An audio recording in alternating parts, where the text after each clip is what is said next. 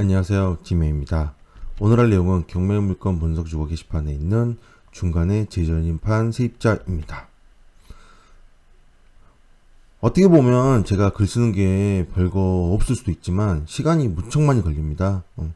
이때 당시에는 700개, 현재 당시에는 거의 뭐 1000개 가까운 글들이 이 카페에 있는데요. 굉장히 이 글들을 쓰는 데 있어서 시간도 많이 걸린 결과물이므로 이런 마음을 조금 알아주셨으면 감사하겠습니다. 매각 물건 명세서를 보겠습니다. 전문자 박씨가 있습니다. 자, 박씨의 전입일자와 전입일자가 좀 상이한 부분이 있는데요. 자, 왜 이렇게 되는지 좀 살펴봐야 됩니다. 일단 먼저 권리신고를 했습니다. 박씨는 권리신고를 했다는 것은 즉 서류를 제출했다는 거죠. 이임대차 기간은 2009년도부터이고 본인은 2009년도에 전입했었다라고 이렇게 표시를 하고 있습니다. 그리고 나서 근저당은 2010년에 설정돼 있죠. 그러므로 이때 전입신고를 했다는 게 맞다면 당연히 대항력이 있는 세입자가 될 것입니다.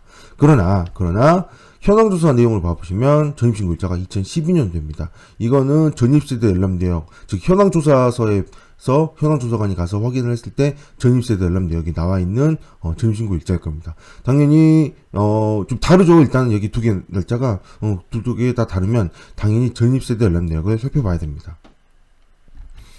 보다시피 2012년도입니다. 즉 2012년도에 전입신고가 되어 있는데 이 박씨는 주장을 2009년도부터 했고 그 다음에 2009년도에 전입을 했다라고 되어 있죠.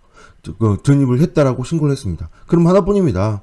결국 중간에 전입을 한번 뺐다가 그 다음에 2012년도에 재전입한 걸로 보입니다.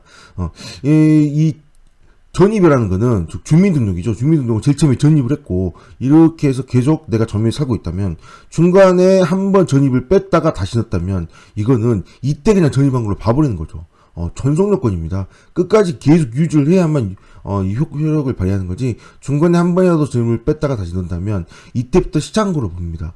이때부터 전유를 했다고 하더라도 이때 확정일자를 받았다고 하더라도 전입신고가 이 날짜이면 이날부터 전입한 걸로 보고요. 이날부터 확정일자를 받은 걸로 보고요. 이날부터 점유한 걸로 보게 되는 겁니다.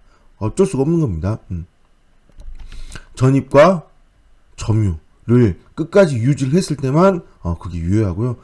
전입이 되어 있지 않은 상태에서 확정일자는 의미가 없고 점유도 의미가 없는 상황이 되는 게 주택임대차보호법이죠. 자, 어쨌든 세입자 박씨는 2012년도에 전입신고를 한 거 보게 되는 거 전입신고를 했고요. 2012년도에 확정일자가 있었다면 2012년도에 받은 걸로 보게 되고 그다음 점유 자체도 2012년도부터 점유한 걸로 보게 해야 되는 그런 상황이 되게 됩니다.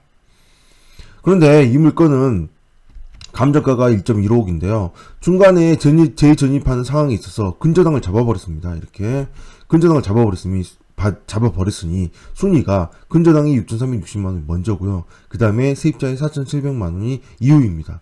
게다가 더 안타까운 상황은 뭐예요? 확정일자가 없다라는 겁니다. 확정일자라는 거는 우선변제권이죠.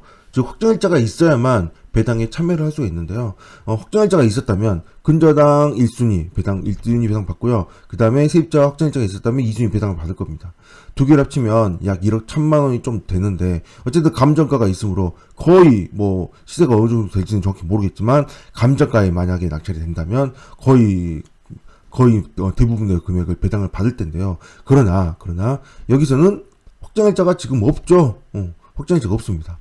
확정일자가 없음으로 인해서 세입자는 최우선 면제만 받을 수 있게 됩니다. 최우선 면제는 2,700만원 정도가 될 것이고요. 그 다음에 2,700만원 정도 뺀 나머지 2,000만원 2,000만원에 대해서는 우선 변제권이 없으므로 즉 근저당을 배당하고 남는 배당금이 있다고 하더라도 2,000만원에 대해서는 배당을 받지 못하게 됩니다. 그래서 여기서는 아무래도 명도할 때 문제가 생길 수밖에 없게 됩니다. 물론 어떤 분들은 2,700만원의 최우선 면제를 받기 위해서는 명도화 기소가 필요하므로 명도가 어렵지 않냐라고 생각할 수도 있습니다. 어떻게 보면 틀린 얘기도 아닙니다. 그런데 당사자의 마음을 한번 생각해보세요. 2,700만원은 당연히 배당받을 돈인 거고 배당받지 못한 2,000만원에 대해서 당연히 신경을 많이 쓸 수밖에 없겠죠. 이게 너무나 커 보일 거 아니에요. 물론 적지 않은 금액이기도 합니다. 4,700 중에 2천만 원이면 굉장히 큰 금액이기도 하잖아요. 그래서 2천만 원이라는 돈을 배당을 받지 못하는 상황이므로 굉장히 여기에 너무 크게 생각하고 있으므로 아무래도 명도에 있어서 좀 쉽지 않을 수도 있으니 이 부분을 염두에 두고 접근을 해야겠죠. 또한 세입자는 배당받지 못한 2천만 원에 대해서 소유자가 배당금이 있다면 소유자 배당금액 가압류를 걸 수 있으므로 이거를 빨리 조언을 해서 빨리 움직일 수 있게 도와주는 것도 하나의 방법이 아닐까 싶은 생각을 해보게 됩니다. 자, 그 다음에 또 등기부상에 매매를 했는데요. 2007년도에 매매가 9,500, 2009년도에 1억 1,500의 매매가 표시가 되어 있습니다. 최근 낙찰 사례를 봐보니 1억이 좀 안 되는 금액에 2명 정도 들어와서 입찰을 했는데요. 이렇다는 건 그렇게 인기가 있는 곳은 아니라는 겁니다. 게다가 이 매매 실거래도 그렇게 믿을 수 있는 금액은 또 아니게 보이시고요.